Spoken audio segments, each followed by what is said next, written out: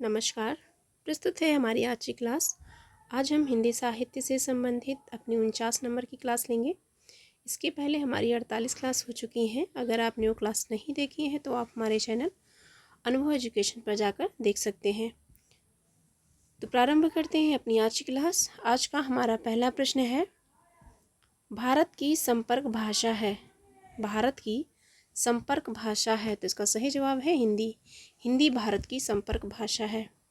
अगला प्रश्न है, बघेली बोली का संबंध हिंदी की बोलियों के किस वर्ग से है? तो इसका सही जवाब है पूर्वी हिंदी से बघेली बोली का संबंध है।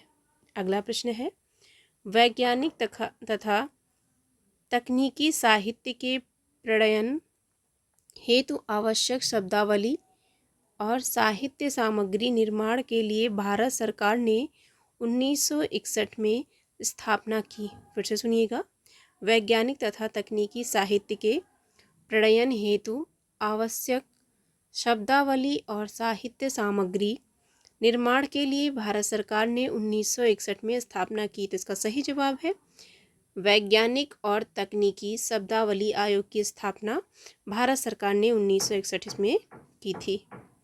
अगला प्रश्न है, हिंदी प्रदेश के पश्चिमी भाग में स्थित बोलियों के सामूहिक नाम को कहते हैं।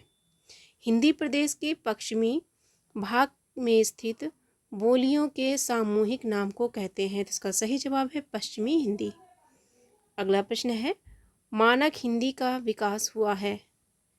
मानक हिंदी का विकास हुआ है तो इसका सही जवाब है खड़ी बोली हिंदी से मानक हिंदी का विकास माना जाता है। अगला प्रश्न है, स्वाधीनता आंदोलन के दौरान हिंदी पर्याय बनी। स्वाधीनता आंदोलन के दौरान हिंदी पर्याय बनी तो इसका सही जवाब है राष्ट्रीय एकता का पर्याय बनी। अगला प्रश्न है, बिहारी, बांग्ला, उड़िया, असमिया का जन्म अपभ्रंश के किस रूप से हुआ? तो इसका सही जवाब है मागधी अपभ्रंश से हुआ। अगला प्रश्न है, भाषा के संदर्भ में अपभ्रंश शब्द का प्रयोग प्रारंभ हुआ। तो इसका सही जवाब है 6ठी शताब्दी से। अगला प्रश्न है, भाषा के व्याकरण सम्मत आदर्श रूप को कहते हैं। भाषा के व्याकरण सम्मत आदर्श रूप को कहते हैं। तो इसका सही जवाब है मानक भाषा। अगला प्रश्न है, स्वाधीनता आंदोलन के समय राष्ट्रभाषा हिंदी के विकास के लिए किसके सुझाव पर दक्षिण भारत हिंदी प्रचार सभा की स्थापना की गई? फिर से सुनिएगा, स्वाधीनता आंदोलन के समय राष्ट्रभाषा हिंदी के विकास के लिए किसके सुझाव पर दक्षिण भारत हिंदी प्रचार सभा की स्थापना की गई? तो इसका सही जवाब है महात्मा गांधी के सुझाव पर। अगला प्रश्न है, राजभाषा से अभिप्राय है। तो इसका सही जवाब है सरकारी कार्यों की भाषा से राजभाषा का अभिप्राय है। अगला प्रश्न है, भारतीय संविधान का वह अनुच्छेद जिसके अनुसार उच्चतम न्यायालय तथा उच्च न्यायालय में सब कार्यवाहियां अंग्रेजी भाषा में होंगी। तो इसका सही जवाब है अनुच्छेद 348। अगला प्रश्न है, हिंदी पर सामासिक संस्कृति के वहन का दायित्व संविधान के किस अनुच्छेद में निर्धारित है? फिर से सुनिएगा, हिंदी पर सामासिक संस्कृति के वहन का दायित्व संविधान के किस अनुच्छेद में निर्धारित है? तो इसका सही जवाब है 351 में। अगला प्रश्न है, भाषा शब्द बना है। तो इसका सही जवाब है भाष धातु से भाषा शब्द बना है। अगला प्रश्न है, इन अंकों को कहा जाता है 1, 2, 3, 4, 5, 6, 7, 8, 9 और 0। तो इनको अंतर्राष्ट्रीय अंक कहा जाता है। अगला प्रश्न है, भाषा वह साधन है जिसके द्वारा मनुष्य अपने विचार दूसरों पर भली भांति प्रकट कर सकता है। फिर से सुनिएगा, भाषा वह साधन है जिसके द्वारा मनुष्य अपने विचार दूसरों पर भली भांति प्रकट कर सकता है। यह कथन है। तो इसका सही जवाब है, यह कथन कामता प्रसाद गुरु का है।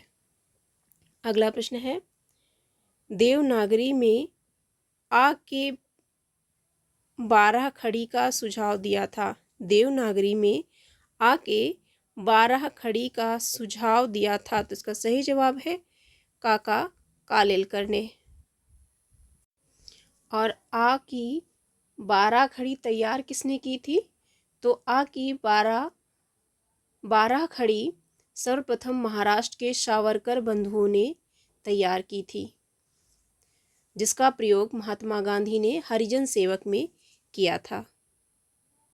अगला प्रश्न है, देवनागरी का सर्वप्रथम प्रयोग किसके शिलालेख में हुआ है? देवनागरी का सर्वप्रथम प्रयोग किसके शिलालेख में हुआ है? तो इसका सही जवाब है जयभट्ट के शिलालेख में हुआ है। अगला प्रश्न है, मैथिली का प्रयोग क्षेत्र है, तो इसका सही जवाब है दरभंगा, मुजफ्फरपुर और पूर्णिया जिला।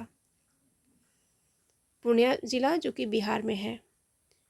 अगला प्रश्न है, जो भाषा दो या दो से अधिक भाषा भाषियों के बीच संपर्क का काम करती है वह होती है। फिर से सुनिएगा, जो भाषा दो या दो से अधिक भाषा भाषियों के बीच संपर्क का काम करती है वह होती है। तो इसका सही जवाब है वह संपर्क भाषा कहलाती है।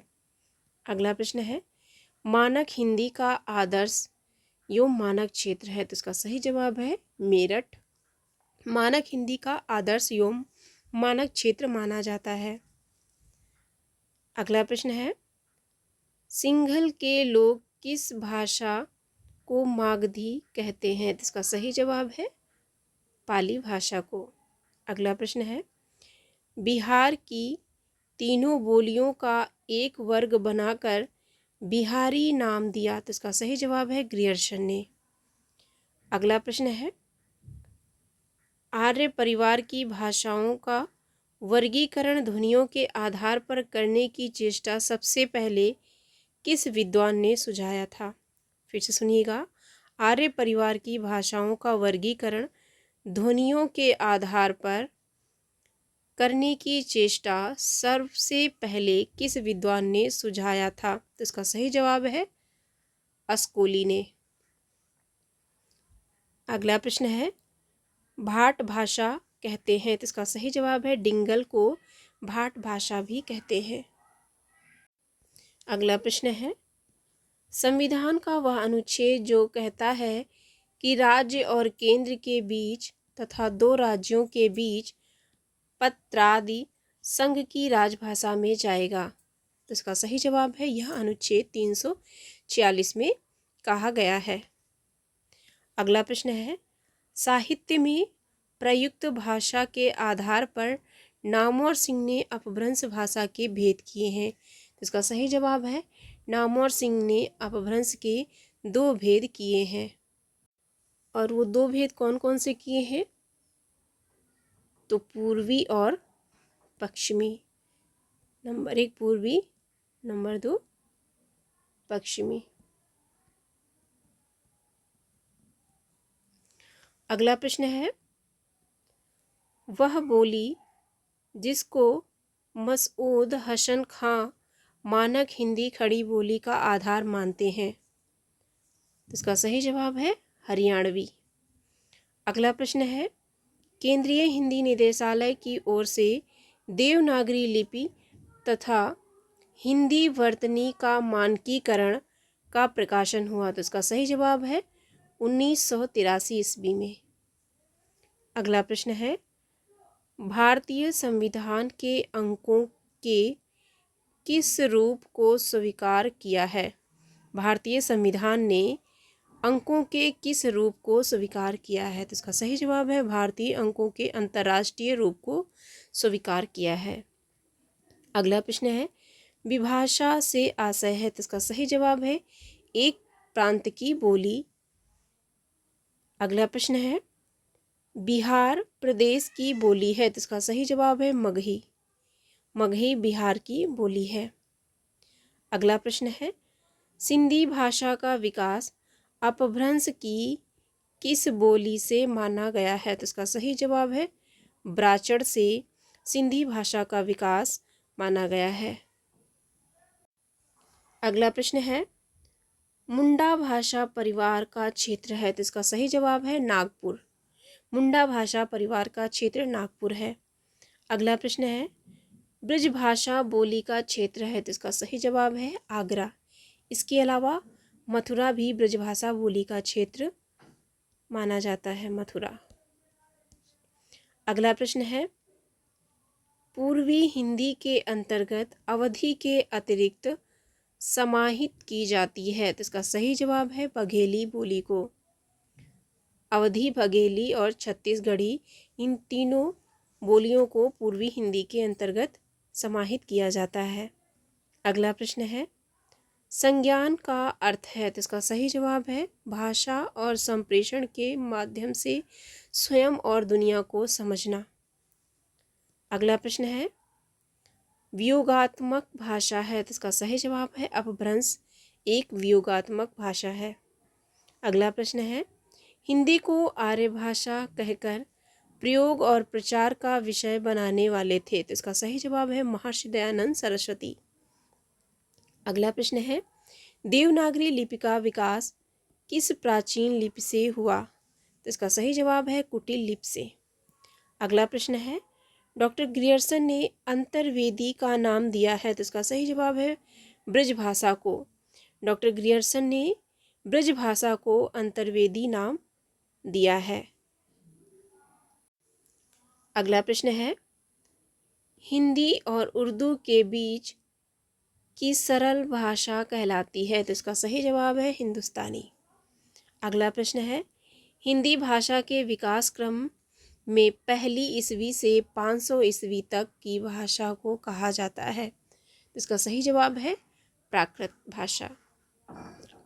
अगला प्रश्न है, आधुनिक भारतीय भाषाओं का विकास हुआ है, तो इसका सही जवाब है अपभ्रंश से आधुनिक भारतीय भाषाओं का विकास माना जाता है। अगला प्रश्न है, राजभाषा आयोग गठित करने के प्रावधान संविधान के किस अनुच्छेद में है, तो इसका सही जवाब है 344 में है। अगला प्रश्न है, संविधान का वह अनुच्छेद जिसमें वर्णित है कि संघ का यह कर्तव्य होगा कि वह हिंदी भाषा का प्रसार करे, तो इसका सही जवाब है यह अनुच्छेद 351 में कहा गया है या वर्णित है। अगला प्रश्न है, खड़ी बोली के जन्म का समय माना जाता है, तो इसका सही जवाब है 1000 ईस्वी के आसपास खड़ी बोली के जन्म का समय माना जाता है। अगला प्रश्न है, बौद्ध धर्म की भाषा है, तो इसका सही जवाब है पाली। बौद्ध धर्म की भाषा पाली है। अगला प्रश्न है, हिंदी के अंतर्गत मुख्यतः बोलियां हैं, तो इसका सही जवाब है 17। इसके अलावा कहीं कहीं पर 18 बोलियां भी लिखा मिलता है। तो जैसा प्रश्न में पूछा जाए उसी हिसाब से आपको आंसर देना है। अगला प्रश्न है, विकास की दृष्टि से प्राकृत की पूर्वकालीन अवस्था का नाम है, तो इसका सही जवाब है पाली। विकास की दृष्टि से प्राकृत की पूर्वकालीन अवस्था का नाम पाली है। अगला प्रश्न है, अपभ्रंश भाषा का काल है, तो इसका सही जवाब है 500 ईस्वी से 1000 ईस्वी तक।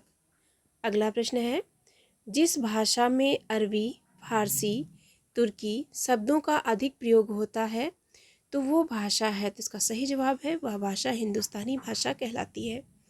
अगला प्रश्न है, झांसी, जालौन, हमीरपुर में प्रचलित है, तो इसका सही जवाब है बुंदेली बोली। अगला प्रश्न है, बिहारी उपभाषा की बोली है, तो इसका सही जवाब है मगही। अगला प्रश्न है, आधुनिक भाषा विज्ञान का जनक है, तो इसका सही जवाब है सोस्यूर को माना जाता है। सोस्यूर को आधुनिक भाषा विज्ञान का जनक माना जाता है। अगला प्रश्न है, भोजपुरी भूतकालिक बोली की क्रियाएं हैं, तो इसका सही जवाब है गैल, भैल। अगला प्रश्न है, कुप्पी, टोपी, नीर, पापड़ किस भाषा परिवार से हिंदी में आगत शब्द हैं, तो इसका सही जवाब है यह द्रविड़ भाषा परिवार से हिंदी में आगत शब्द है। आगत मतलब आए हुए शब्द हैं। अगला प्रश्न है, राष्ट्रभाषा प्रचार समिति वर्धा के संस्थापक थे? राष्ट्रभाषा प्रचार समिति वर्धा के संस्थापक थे, तो इसका सही जवाब है महात्मा गांधी। अगला प्रश्न है, आधुनिक भारतीय भाषाओं का सर्वप्रथम वर्गीकरण किस विद्वान ने किया? तो इसका सही जवाब है डॉक्टर A.F.R. हॉर्नले ने। अगला प्रश्न है, टकसाली भाषा कहते हैं, तो इसका सही जवाब है संस्कृत निष्ठ भाषा को टकसाली भाषा कहते हैं। अगला प्रश्न है, देवनागरी लिपि का सर्वप्रथम प्रयोग किस राज्य में हुआ माना जाता है? तो इसका सही जवाब है गुजरात राज्य में। अगला प्रश्न है, उत्तर प्रदेश सरकार द्वारा गठित लिपि सुधार परिषद की 28-29 नवंबर 1953 को हुई बैठक की अध्यक्षता की थी? तो इसका सही जवाब है तत्कालीन उपराष्ट्रपति डॉक्टर सर्वपल्ली राधाकृष्णन ने लिपि सुधार परिषद की 28-29 नवंबर 1953 को हुई बैठक की अध्यक्षता की थी। अगला प्रश्न है, हिंदी शब्दानुशासन ग्रंथ के रचनाकार हैं, तो इसका सही जवाब है किशोरीदास वाजपेयी। अगला प्रश्न है, हरियाणवी या बांगरू बोली किस अपभ्रंश से विकसित हुई है?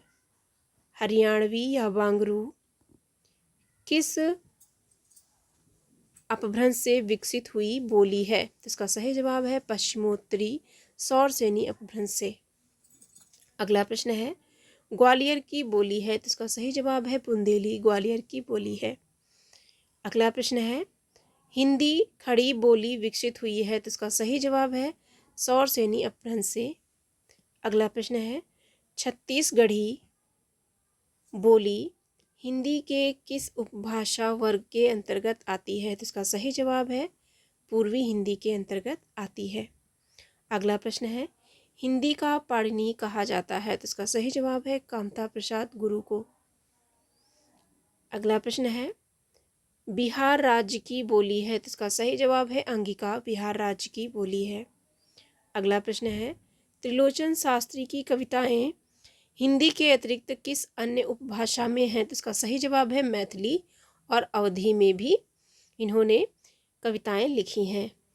अगला प्रश्न है, वह विद्वान जिसने देवनागरी लिपि के स्थान पर रोमन लिपि स्वीकार करने का सुझाव दिया? तो इसका सही जवाब है सुनीत कुमार चटर्जी ने देवनागरी लिपि के स्थान पर रोमन लिपि स्वीकार करने का सुझाव दिया था।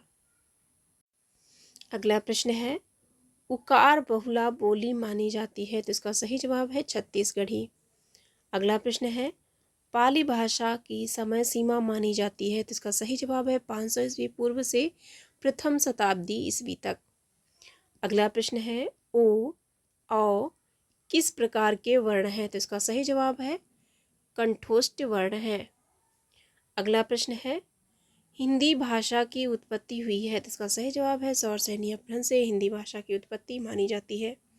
अगला प्रश्न है, देवनागरी लिपि में स्वर वर्णों की संख्या है, तो इसका सही जवाब है 11।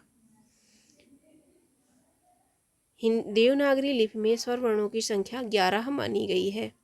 अगला प्रश्न है, राजस्थान की बोली नहीं है, तो इसका सही जवाब है बुंदेली राजस्थान की बोली नहीं है।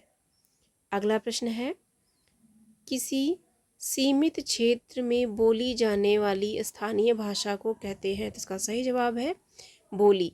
किसी सीमित क्षेत्र में बोली जाने वाली स्थानीय भाषा को बोली कहते हैं। अगला प्रश्न है, मालवी किस उपभाषा की बोली है? तो इसका सही जवाब है राजस्थानी। मालवी राजस्थानी उपभाषा की बोली है। अगला प्रश्न है, रामपुर, मुरादाबाद, बिजनौर, मेरठ, देहरादून जिसका मैदानी भाग और सहारनपुर की बोली है, तो इसका सही जवाब है यहाँ खड़ी बोली बोली जाती है। अगला प्रश्न है, हिंदी की उपभाषाएं हैं, तो इसका सही जवाब है हिंदी की 5 उपभाषाएं हैं। कौन कौन सी हैं? तो पश्चिमी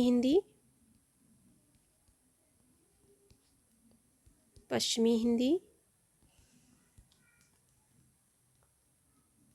पूर्वी हिंदी,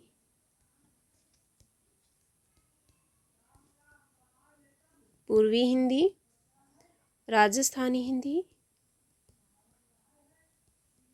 राजस्थानी हिंदी, इसके अलावा पहाड़ी हिंदी, पहाड़ी हिंदी और बिहारी हिंदी, बिहारी हिंदी। ये हिंदी की 5 उपभाषाएं हैं।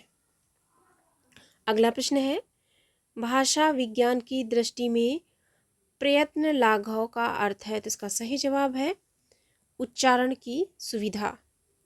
अगला प्रश्न है, आधुनिक भारतीय आर्य भाषाओं के उदय के पूर्व आर्य भाषा का विद्यमान था, तो इसका सही जवाब है अपभ्रंश रूप।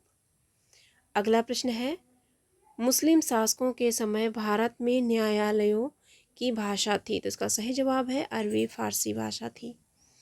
अगला प्रश्न है, भारत की संपर्क भाषा है, तो इसका सही जवाब है हिंदी भारत की संपर्क भाषा है। अगला प्रश्न है, भाषा की लघुतम स्वतंत्र एवं सार्थक इकाई को कहते हैं, तो इसका सही जवाब है शब्द। भाषा की लघुतम स्वतंत्र एवं सार्थक इकाई को शब्द कहते हैं। अगला प्रश्न है, हिंदी में अधिकांश शब्द आए हैं, तो इसका सही जवाब है संस्कृत भाषा से, इसीलिए हिंदी की जननी संस्कृत को माना जाता है। अगला प्रश्न है, खड़ी बोली व ब्रज भाषा किस उपभाषा के अंतर्गत आती हैं? खड़ी बोली व ब्रज भाषा किस उपभाषा के अंतर्गत आती हैं? तो इसका सही जवाब है पश्चिमी हिंदी के अंतर्गत। अगला प्रश्न है, दिल्ली व मेरठ के आसपास की बोली का नाम है, तो इसका सही जवाब है खड़ी बोली। अगला प्रश्न है, ज्ञान विज्ञान के तत्वों को व्यक्त करने वाली विशेष शब्दावली को कहते हैं, तो इसका सही जवाब है पारिभाषिक शब्दावली कहते हैं। अगला प्रश्न है, पारिभाषिक शब्दावली का निर्धारण करता है, तो इसका सही जवाब है भाषा वैज्ञानिक। पारिभाषिक शब्दावली का निर्धारण भाषा वैज्ञानिक करता है। अगला प्रश्न है, खसखुरा या गुरखाली भाषा है, तो इसका सही जवाब है नेपाल की राजभाषा है। खसखुरा और गुरखाली यह नेपाल की राजभाषा है। अगला प्रश्न है, कोई भी बोली या भाषा मानकता प्राप्त करने पर हो जाती है, तो इसका सही जवाब है सरल। कोई भी बोली या भाषा मानकता प्राप्त करने पर सरल हो जाती है। अगला प्रश्न है, व्यवहार के आधार पर शब्द के प्रकार होते हैं, तो इसका सही जवाब है 2। अगला प्रश्न है, खरोष्ठी लिपि की उत्पत्ति हुई, तो इसका सही जवाब है अरमाइक लिपि से खरोष्ठी लिपि की उत्पत्ति मानी जाती है। अगला प्रश्न है, नागरी लिपि सुधार समिति के संयोजक थे, तो इसका सही जवाब है काका कालेलकर। अगला प्रश्न है, केंद्रीय अनुवाद ब्यूरो संबंधित है, तो इसका सही जवाब है गृह मंत्रालय के राजभाषा विभाग से केंद्रीय अनुवाद ब्यूरो का संबंध है। अगला प्रश्न है, प्रयोजन मूलक भाषा का प्रमुख संबंध है, तो इसका सही जवाब है जीविकोपार्जन से। अगला प्रश्न है, इतिहास के प्रति भारतीय दृष्टिकोण प्रायः है, तो इसका सही जवाब है अध्यात्मपरक दृष्टिकोण है। अगला प्रश्न है, पाली भाषा के सर्वप्रधान वैयाकरण है, पाली भाषा के सर्वप्रधान वैयाकरण है, तो इसका सही जवाब है कात्यायन। अगला प्रश्न है, अपभ्रंश भाषाओं का विकास हुआ, तो इसका सही जवाब है प्राकृत भाषाओं से। अगला प्रश्न है, हिंदी भाषा के सतत प्रवाह को ठीक एक जैसे रूप में विकसित हुआ न देख उसके एक विशेष युगीन रूप को किस भाषाविद ने नाम दिया पुरानी हिंदी? फिर से सुनिएगा, हिंदी भाषा के सतत प्रवाह को ठीक एक जैसे रूप में विकसित हुआ न देख उसके एक विशेष युगीन रूप को किस भाषाविद ने नाम दिया पुरानी हिंदी? तो इसका सही जवाब है चंद्र शर्मा गुलेरी ने पुरानी हिंदी नाम दिया था। अगला प्रश्न है, हिंदी को संघ की राजभाषा बनाने का जो प्रस्ताव संसद में पारित हुआ उसके प्रस्तावक थे। तो इसका सही जवाब है श्री गोपाल स्वामी अयंगर इसके प्रस्तावक थे। अगला प्रश्न है, राष्ट्रभाषा का दर्जा उस भाषा का होता है जो पूरे राष्ट्र में पाई जाती है। राष्ट्रभाषा का दर्जा उस भाषा को प्राप्त होता है जो पूरे राष्ट्र में पाई जाती है, यानी पूरे राष्ट्र में बोली जाती है।